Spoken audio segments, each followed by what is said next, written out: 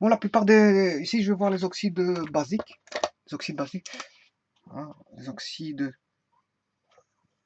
basiques, voilà. Donc, il faut savoir que la plupart des éléments peuvent se combiner avec de l'oxygène, généralement l'oxygène de l'air, hein, pour former ce qu'on appelle des oxydes.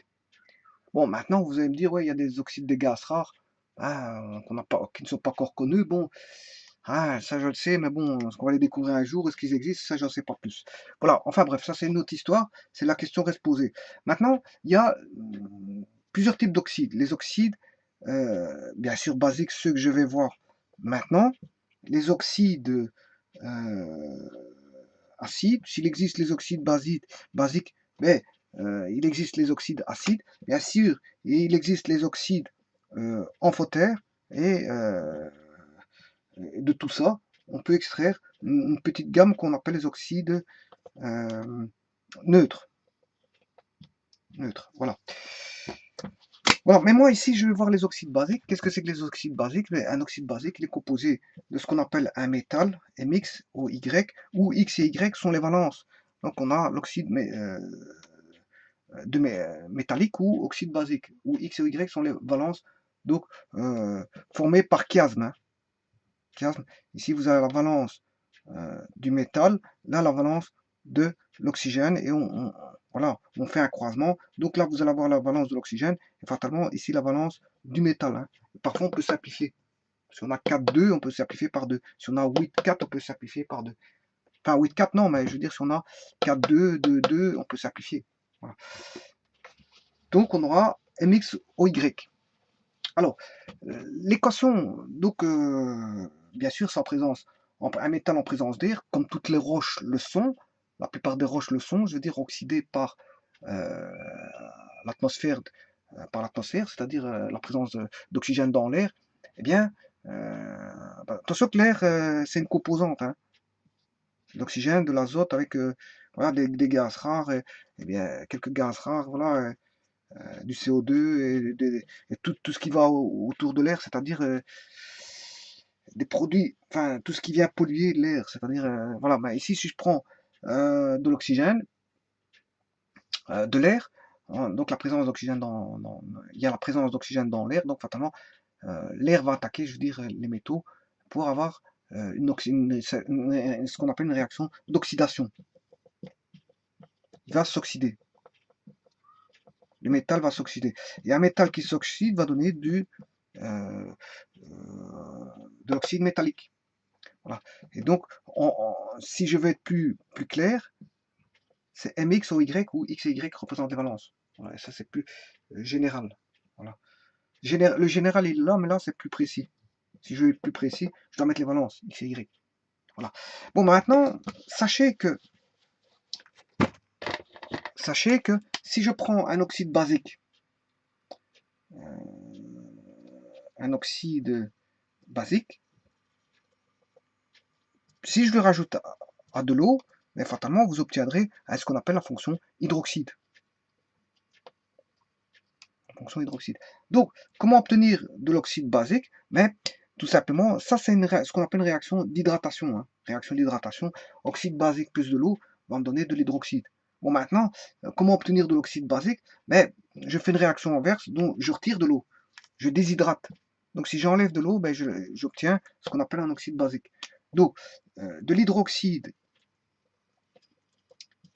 j'enlève de l'eau, je déshydrate, ben, j'obtiens ce qu'on appelle un oxyde basique. Voilà. Donc MOH, bien sûr avec, je veux dire, MX, voilà. J'enlève de l'eau, hein, vous allez avoir un métal MZO U. Voilà, où Z et U sont les valences. Bien sûr, il y a une pondération ici, hein, N, M et K. Voilà, vous comprendrez qu'il faut tout ça provient, Z, U, K, M, N, X, Y, provient, je veux dire, d'une, comment est-ce qu'on appelle ça, d'une pondération de la réaction. Hein. Voilà. Donc, un hydroxyde, j'enlève de l'eau, ben, j'obtiens un oxyde métallique. Par exemple si je prends 2 NaOH, Ouais, comment reconnaître si on a affaire à un oxyde basique? Ben, l'oxyde basique va donner, je veux dire, une base. Et la base, à l'aide d'un tampon tournesol, tampon pour tournesol va donner du bleu. Voilà, on va donner une base. D'où, ici, si vous regardez le tableau de Mendeleev, ici, la nomenclature du tableau de Mendeleev, ils expliquent ici, on a l'explication qui donne en fonction des étages d'oxydation des couleurs. Étages d'oxydation et le caractère de l'oxyde. Voilà. Donc ici, on peut avoir plusieurs étages d'oxydation et donc on peut avoir plusieurs couleurs. Nous, ce qui nous intéresse, c'est la couleur bleue. Voilà, et c'est la couleur bleue, c'est ce qui va nous donner un oxyde basique. Parce qu'après, je verrai les oxydes acides et j'expliquerai les amphotères, etc., etc. Voilà. Donc ici, l'indicateur, si je prends du tournesol, mais si je mets du tournesol, ben, ça va me donner du bleu. Il va bleuir. Et ça va être la preuve qu'on a affaire à une base. Voilà. Bon, maintenant, si je prends, c'est une base qu'on appelle un hydroxyde de sodium, hein, j'enlève l'H2O comme j'ai dit auparavant, mais normalement, je vais obtenir, bien sûr, du Na2O. Alors pourquoi Na2O? Parce que l'oxygène, il a deux bras, et le sodium, il a qu'un bras. Il est, voilà, monovalent, donc on sait mettre deux sodiums sur un oxygène. En d'autres termes, l'oxygène, il est bivalent, et le sodium, il est monovalent. Le sodium est monovalent. Donc ici, si je fais la règle de chiasme, qui nous fait Na2O1, Na2O1, ce qui fait Na2O1, ce qui fait du Na2O. Donc c'est ce qu'on appelle de l'oxyde de sodium. Voilà. Bien sûr, il faut équilibrer la réaction. Ici, je l'ai équilibré, hein, parce que j'ai bien deux sodiums, J'ai bien mis deux oxygènes, mais j'en enlève un d'ici. Donc, il m'en reste bien un. Et bien sûr, l'hydrogène, j'en ai plus, parce que j'en ai deux ici, j'en enlève deux. Il n'y a plus d'hydrogène. Donc, c'est ce qu'on appelle une réaction d'hydratation. Donc, quand on prend une base hydroxylée, j'enlève de l'eau, ben, j'obtiens ce qu'on appelle de l'oxyde de sodium, tout simplement. Voilà. Ça, c'est un cas de figure, mais je peux prendre un autre cas de figure. Par exemple, si je prends du MgOH2, je vais enlever de l'eau, ben, vous comprendrez que je vais avoir du MgO. Bon, est-ce qu'elle est équilibrée? J'ai bien un magnésium, deux oxygènes, j'en enlève un, j'en ai bien un, et j'ai bien deux hydrogènes ici, j'en enlève deux, j'ai plus d'hydrogène. Donc c'est juste, c'est bien du MgO. Et voyez bien que le MgO, ben, l'oxygène il a deux bras, et le Mg il est bivalent. Donc en fait, il va faire du MgO. Deux bras, deux bras. Ou en d'autres termes, avec chiasme, lui il est bivalent, et lui il est bivalent, on fait un croisement, ce qui me fait du Mg2O2, et si on simplifie, ça fait du Mg1O1, ce qui fait du MgO. On simplifie par deux. Voilà, donc maintenant je vais reprendre un troisième élément qui est de la LOH, l'hydroxyde d'aluminium. Là, il a trois bras pour l'aluminium, donc c'est LOH3, puisque l'OH il est monovalent, hein, et l'aluminium est trivalent. Donc ce qui va donner, bien sûr, vous aurez compris, AL1, du AL1, OH3, ou en d'autres termes, du ALOH3. Voilà. Alors ici, je vais enlever de l'H2O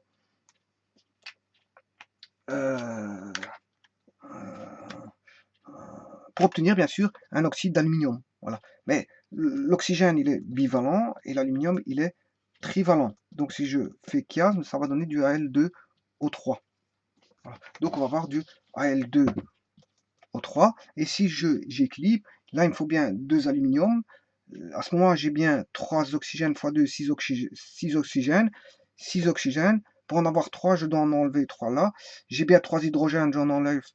J'en ai 3 x 2, ça fait 6. Moins 6, il n'y a plus d'hydrogène. Donc c'est bien ça. La réaction est pondérée. Voilà. Donc, vous voyez bien que d'une base hydroxylée, qui est l'hydroxyde d'aluminium, quand on déshydrate, on enlève des molécules d'eau, mais on obtient l'oxyde basique, tout simplement. Bon, voilà, donc quand on enlève un hydroxyde de l'eau, ben, il devient un oxyde métallique, si vous voulez. Voilà. Par contre, si bien sûr je fais la réaction inverse, Cu2O par exemple, Pourquoi Cu, il est CuO, lui, il est bivalent, mais le cuivre, il peut être soit monovalent ou bivalent. Alors, si on utilise le cuivre de valence 1, et là, le cuivre de valence 2, ça va me donner du Cu2O1, ce qui fait du Cu2O pour celui-ci.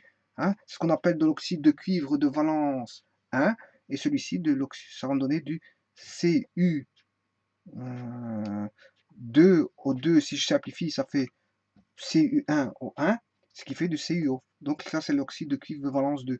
Voilà, valence 1, oxyde de cuivre de valence 1, oxyde de cuivre de valence 2. Voilà.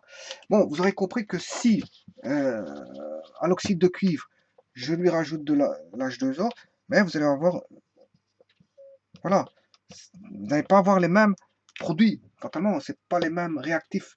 L'oxyde de cuivre 1, et l'oxyde de cuivre 2 que nous avons ici, là c'est le 1, et là c'est le 2, oxyde de cuivre 2.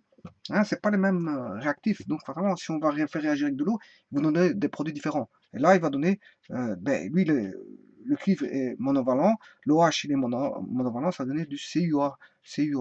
Et là, comme le cuivre il est bivalent et le OH monovalent, il faudra faire par chiasme et on aura du CuOH2. Donc ici, la réaction, on va donner de l'hydroxyde de cuivre de valence 1, alors que là, on va avoir de l'hydroxyde de cuivre de valence 2. Parce que provenant déjà de cuivre de valence 2 pour celui-ci et de cuivre de valence 1 pour celui-là. Voilà. Bien sûr, il faut équilibrer la réaction. Hein. Vous comprendrez qu'ici, on a 2 cuivres, je dois en mettre 2. Là, j'ai bien 2 oxygènes. J'en ai un, ça fait 2, et 2 hydrogènes. La réaction ici est équilibrée. Et ici, j'ai bien un cuivre, 2 oxygènes et 2 hydrogènes. La réaction est équilibrée. Donc, voilà, j'ai 1, 1, 1, 1 et 2, 1, 1. Voilà. Bon, sachez que comment est-ce qu'on appelle ça, la nomenclature, elle est très simple des oxydes basiques. Enfin, des oxydes basiques, je m'excuse. Des oxydes basiques.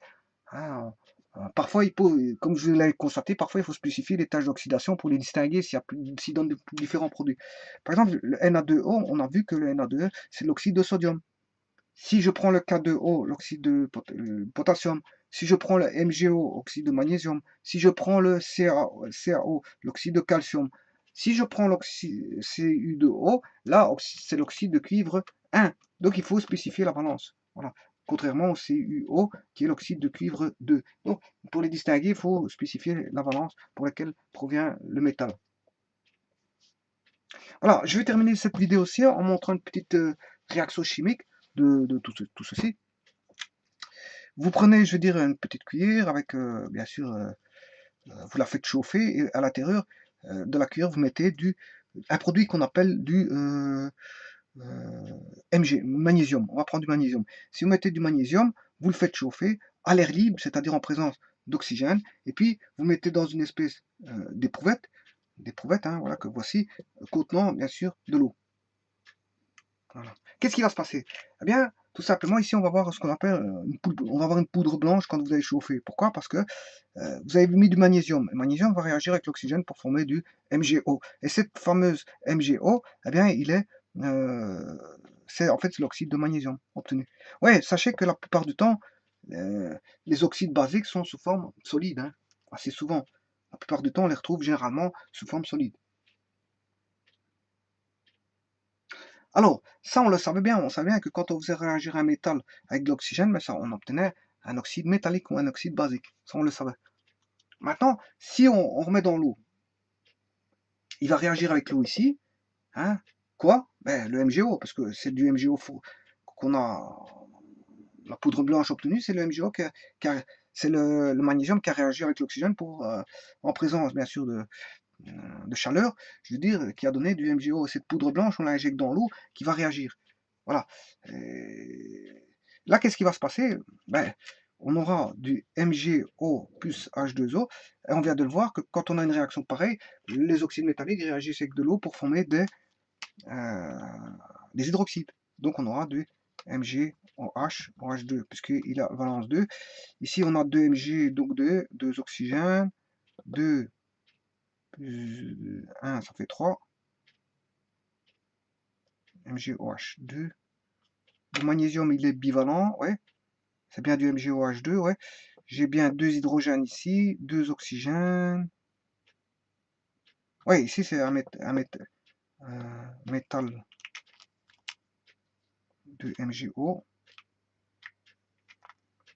2 oxygènes.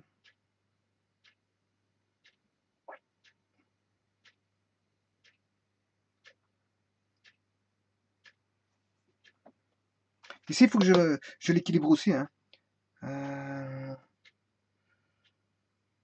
J'ai 2 oxygènes, je dois mettre 2 oxygènes. Donc j'ai 2 magnésium, je dois remettre 2. Voilà. Là, elle est équilibrée. Et là, 2 oxygènes, plus 1, ça fait 3. 2 hydrogènes.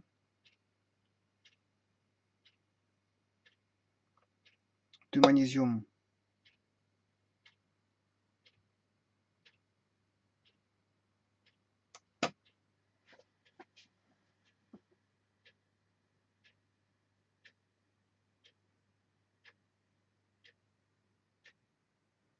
Ouais.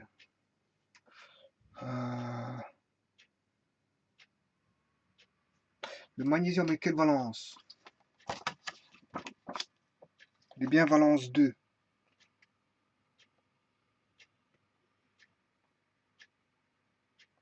Donc l'hydroxyde est valence 2. Lui, valence 1. J'ai bien du MgOH2.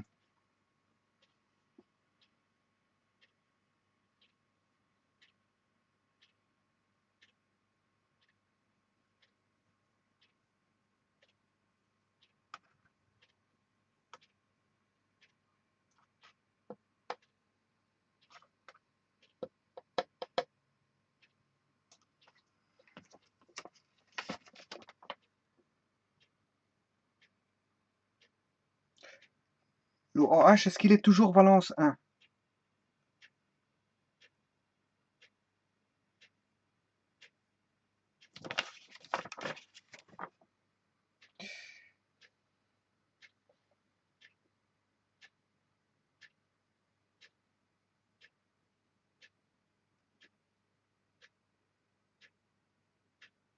Je vais contrôler tout de suite parce qu'ici la réaction me semble bizarre. Je vais regarder si là, le OH est toujours valence 1. Pour ça, il faudrait que je trouve une réaction. Euh,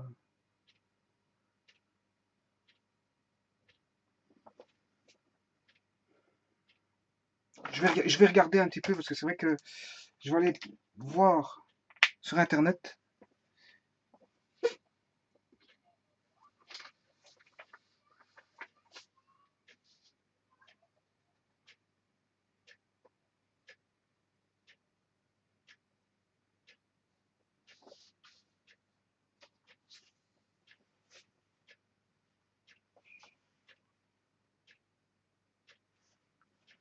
Donc MgOH2. Le magnésium, il est bivalent. Si je regarde mon tableau,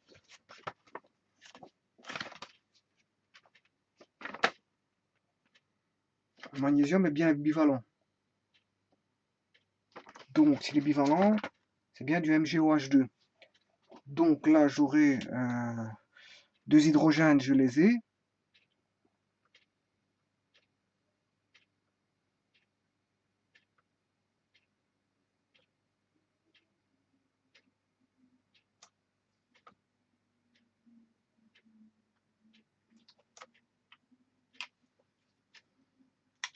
Petit souci de voilà d'équilibre de magnésium.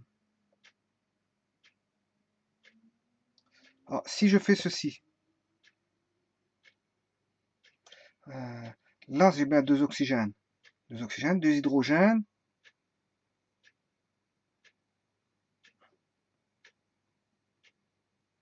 Et un magnésium. Donc ça c'est juste. Voilà, en fait c'est moi qui me trompais dans l'équilibre. Donc OH est toujours, je vais dire, valence 1, mais pas valence 2.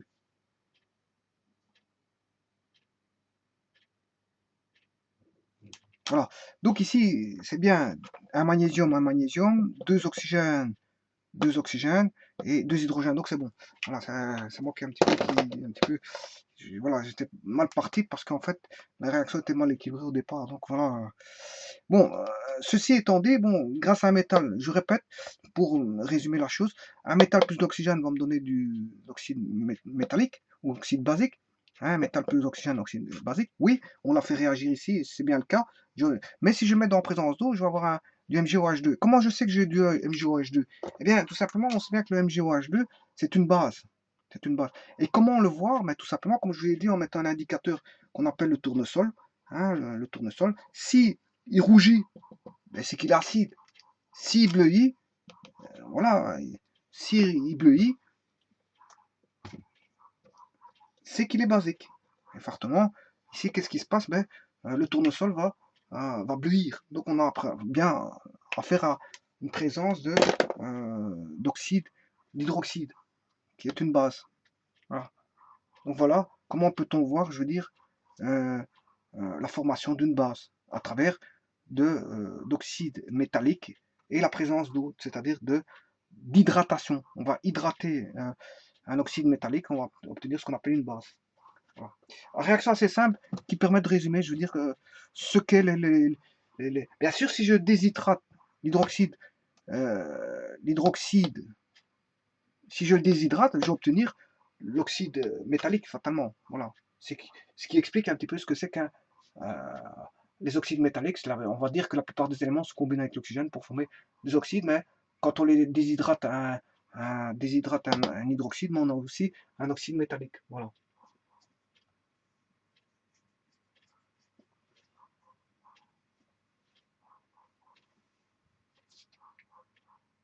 Voilà, je vous remercie beaucoup.